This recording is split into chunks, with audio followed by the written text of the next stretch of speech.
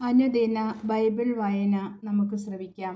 ഫരിസേയരും സദുക്കായരും യേശുവിനെ പരീക്ഷിക്കുവാൻ വന്നു. തങ്ങൾക്ക് സ്വർഗത്തിൽ നിന്നും ഒരടയാളം നൽകണമെന്ന് അവർ അവനോട് ആവശ്യപ്പെട്ടു. അവൻ പ്രതിവചിച്ചു, വൈകുന്നേരം നിങ്ങൾ പറയുന്നു, ആകാശം ചെമന്നിരിക്കുന്നു, കാലാവസ്ഥ പ്രസന്നമായിരിക്കും. രാവിലെ നിങ്ങൾ പറയുന്നു, ആകാശം ചെമന്ന് മൂടിയിരിക്കുന്നു, ഇന്ന് കാറ്റും കോളും ഉണ്ടാകും. ആകാശത്തിൻ്റെ ഭാവഭേദങ്ങൾ തിരിച്ചറിയുവാൻ നിങ്ങൾക്ക് കഴിയുന്നു. എന്നാൽ കാലത്തിൻ്റെ അടയാളങ്ങൾ തിരിച്ചറിയുവാൻ നിങ്ങൾക്ക് കഴിയുകയില്ലേ? ദുഷിച്ചതും അവിശ്വസ്തവുമായ തലമുറ അടയാളം അന്വേഷിക്കുന്നു. യോനായുടെ അടയാളമല്ലാതെ മറ്റൊരടയാളവും അതിന് നൽകപ്പെടുകയില്ല.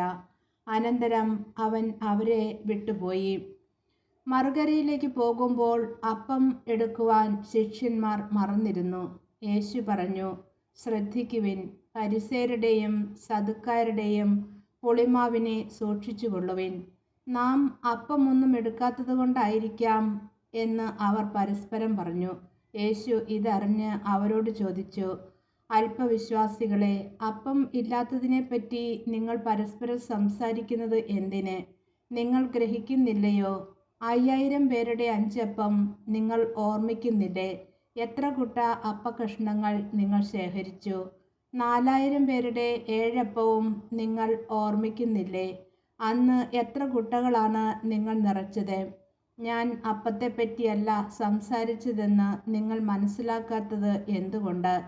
ഫരിസേയരുടെയും സദുക്കായരുടെയും പുളിമാവിനെ സൂക്ഷിച്ചുകൊള്ളുവിൻ.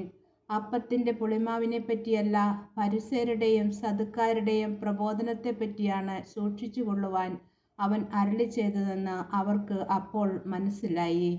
ഈശോ മിശിഹായ്ക്ക് സ്തുതിയായിരിക്കട്ടെ.